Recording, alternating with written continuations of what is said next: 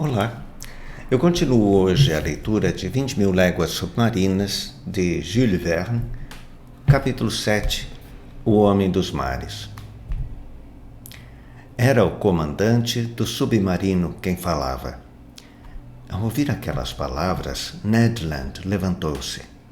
O criado, a um sinal do amo, saiu da sala cambaleando. Conseil e eu aguardávamos em silêncio o desenrolar dos acontecimentos. O comandante nos examinava com profunda atenção. Depois de alguns momentos, durante os quais nenhum de nós ousou proferir uma palavra, ele continuou. Senhores, falo perfeitamente o francês, o inglês, o alemão e até mesmo o latim.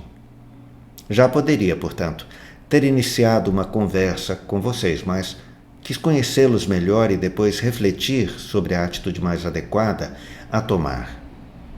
As histórias contadas por cada um, coincidentes nos pontos principais, convenceram-me de sua identidade.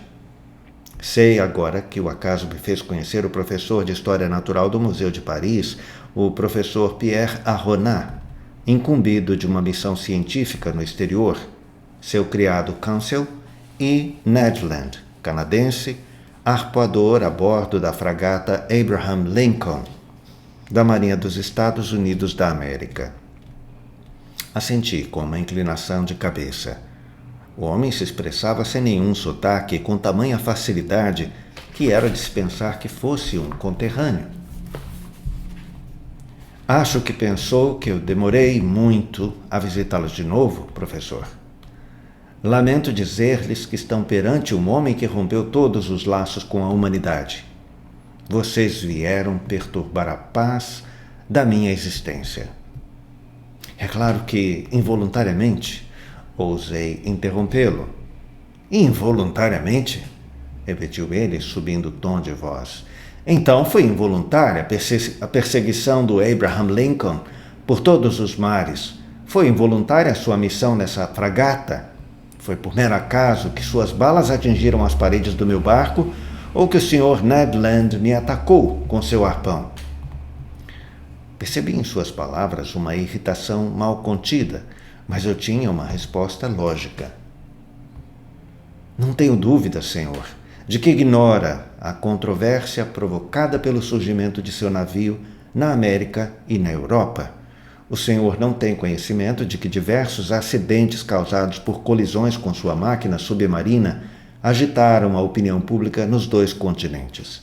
Prefiro omitir as inúmeras teorias levantadas para explicar o segredo que apenas o senhor possui.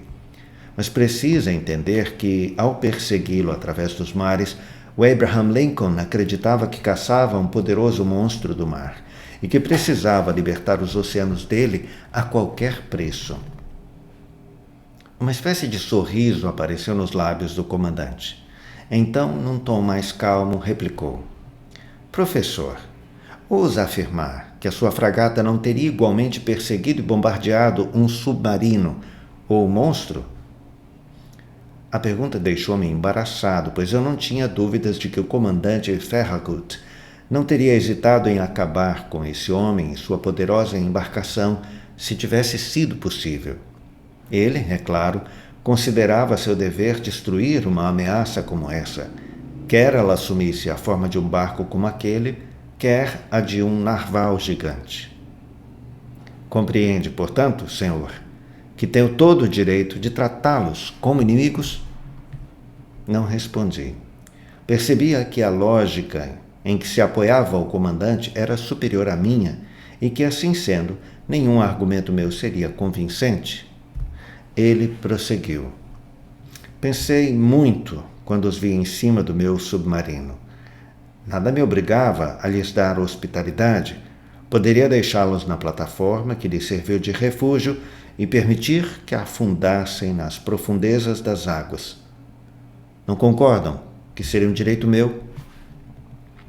Seria o direito de um selvagem, retruquei, mas não o de um homem civilizado. Professor, disse o comandante rapidamente, eu não sou o que chama de homem civilizado. Rompi totalmente com a sociedade por razões que só eu posso apreciar. Portanto, não obedeço às suas leis e peço que nunca mais as mencione diante de mim. Um raio de cólera e de desprezo iluminou seu olhar e eu vislumbrei algo terrível em seu passado.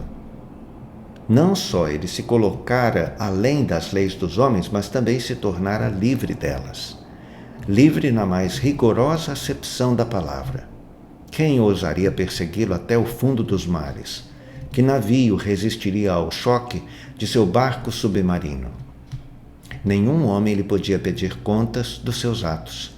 Deus, se é que acreditava nele, e a sua consciência, se a tivesse, eram os únicos juízes a quem teria de responder um dia. Todas essas ponderações atravessaram minha mente, enquanto o homem permanecia em silêncio, absorvido pelos próprios pensamentos. Após um longo silêncio, o comandante retomou a conversa. Hesitei muito, mas pensei que o meu interesse poderia se harmonizar com aquela piedade a que todo homem tem direito. Continuarão a bordo do meu navio, pois foi o destino que os colocou aqui. Serão livres, mas em troca dessa liberdade, imponho uma única condição. Se me derem sua palavra de honra que a cumprirão, será o suficiente. Fale, comandante, pedi.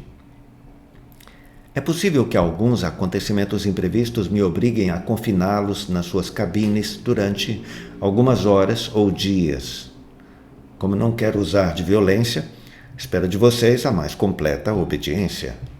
Ao agir assim, eu assumo toda a responsabilidade por meus atos, pois farei com que não vejam nada do que acontecer. Aceitam esta condição?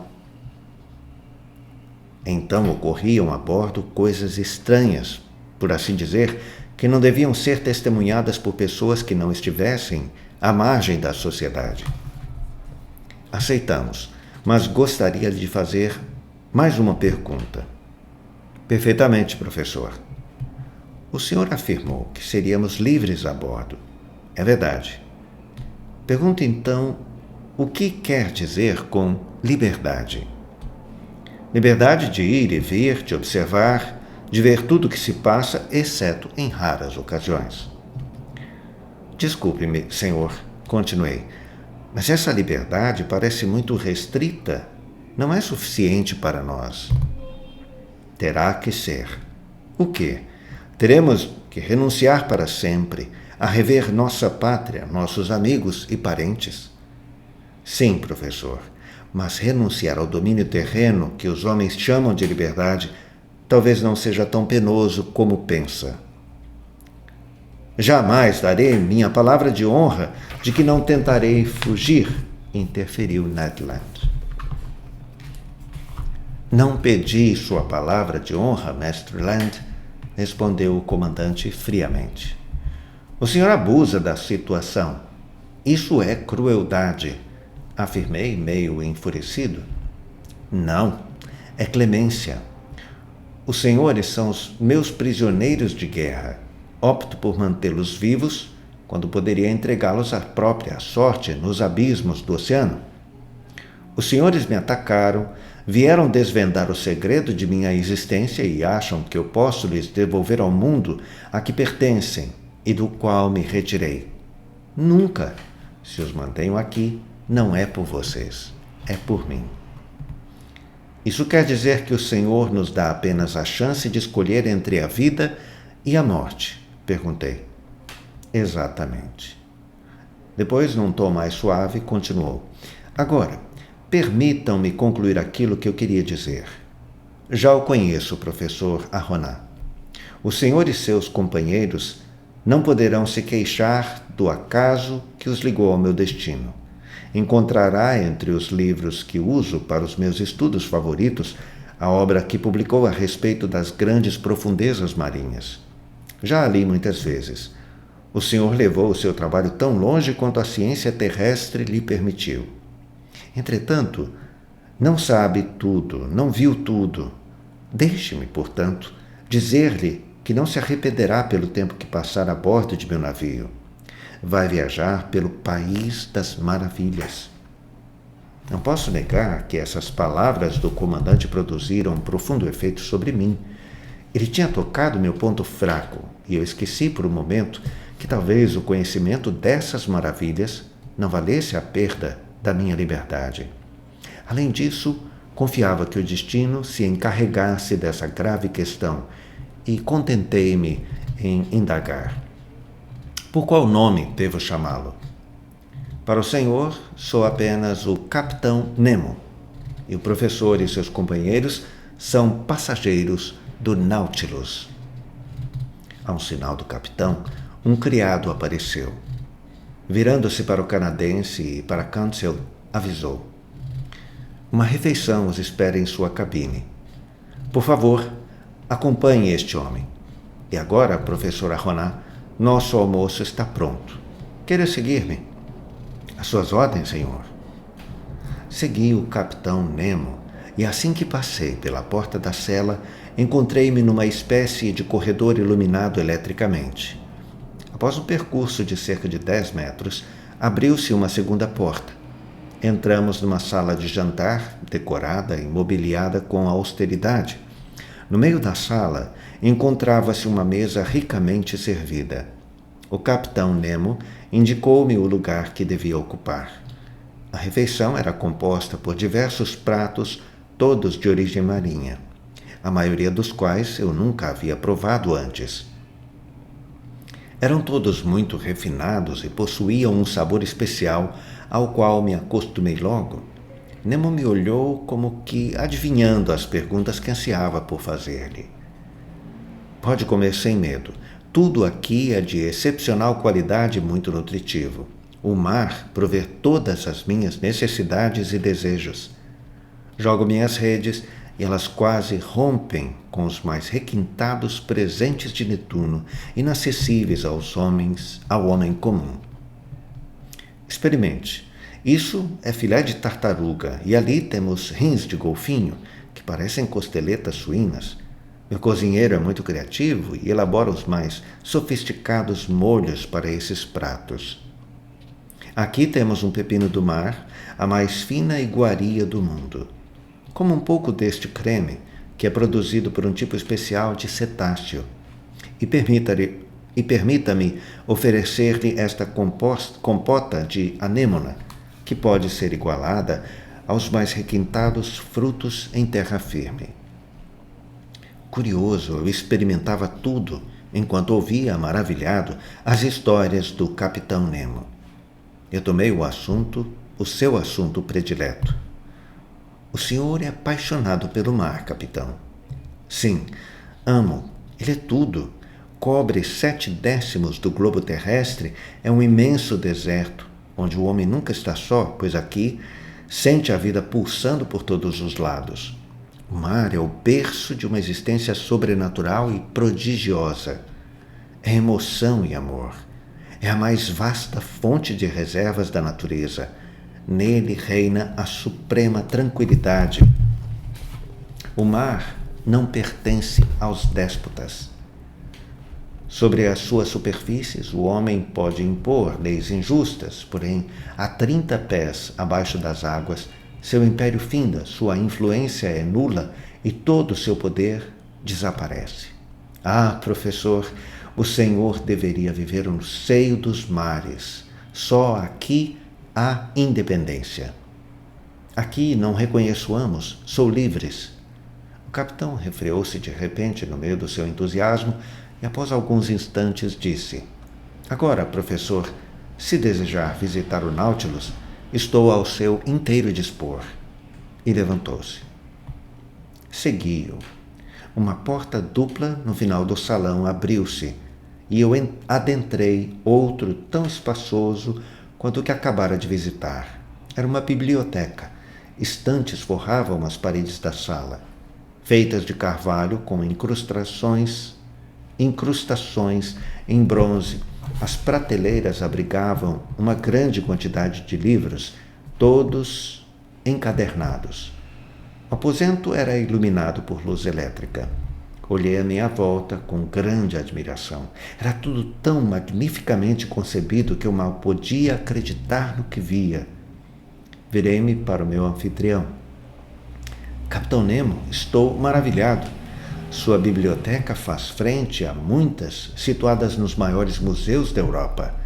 O senhor deve ter 6 ou 7 mil volumes.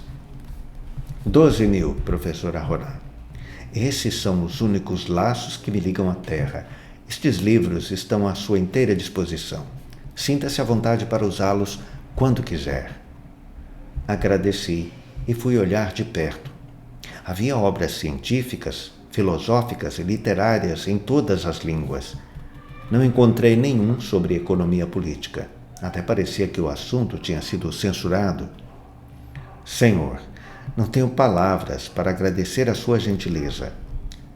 O capitão assentiu com um sinal de cabeça. A seguir abriu uma porta no lado oposto da sala e passamos a um imenso salão esplendidamente iluminado. Era de fato um museu. Quadros de primeira grandeza ornamentavam as paredes, emoldurados com tapeçarias de um padrão austero. Reconheci várias obras de grande valor.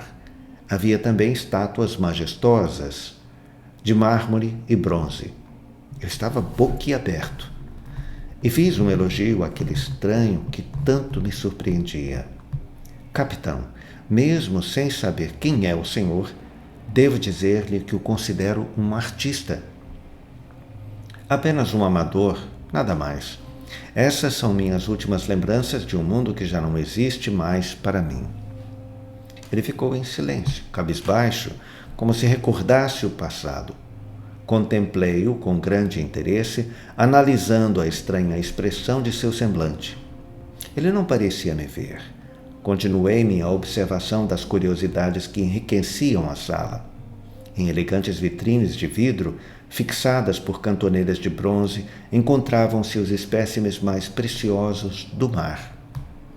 Mais distantes, em compartimentos separados, espalhavam-se pérolas da mais rara beleza que refletiam a luz elétrica com pequenos raios luminosos. Pérolas róseas, verdes, amarelas, azuis e negras deviam valer muito. O capitão Nemo provavelmente gastara milhões na aquisição desses tesouros, e eu me perguntava como ele teria conseguido essa fortuna. Quando fui interrompido por suas palavras. Está examinando minhas pérolas, professor? Sem dúvida alguma, elas devem ser de interesse a um naturalista. Mas para mim, tem um valor especial, pois eu as coletei com minhas próprias mãos. Não há um único mar na face do globo terrestre que tenha escapado às minhas investigações. Eu conheço bem o prazer que deve ter em colecionar seus próprios tesouros. Nenhum museu do mundo possui uma coleção que se compare a esta. Mas minha admiração vai além. Não quero penetrar nos seus segredos, mas confesso que este submarino, com a força que o move, com os aparelhos que o fazem funcionar, tudo isso aguça a minha curiosidade. Vejo suspensos nas paredes dessa sala instrumentos cujo uso desconheço. Encontrará esses mesmos instrumentos nos meus aposentos, onde terei todo o prazer em apresentá-los ao senhor. Primeiro, porém, venha conhecer o seu camarote. Acompanhei o capitão até que entramos não em um camarote, mas numa sala elegante, sóbria, com uma cama, uma cômoda e vários outros itens de mobiliário, todos de excelente qualidade. Seu quarto é contíguo ao meu, informou-me o capitão, abrindo uma porta. Entrei no quarto dele. Tinha um aspecto austero, simples, uma cama pequena de ferro, uma mesa e alguns artigos de toilette, tudo iluminado por uma luz no teto. Nenhum conforto, apenas o estritamente necessário. O capitão apontou para uma cadeira e ofereceu. Queira sentar-se, por favor, professora Ronan. E aqui termina a leitura do capítulo 7 de 20.000 Léguas Submarinas, de Jules Verne. Aguarde a leitura do próximo capítulo 8, a eletricidade.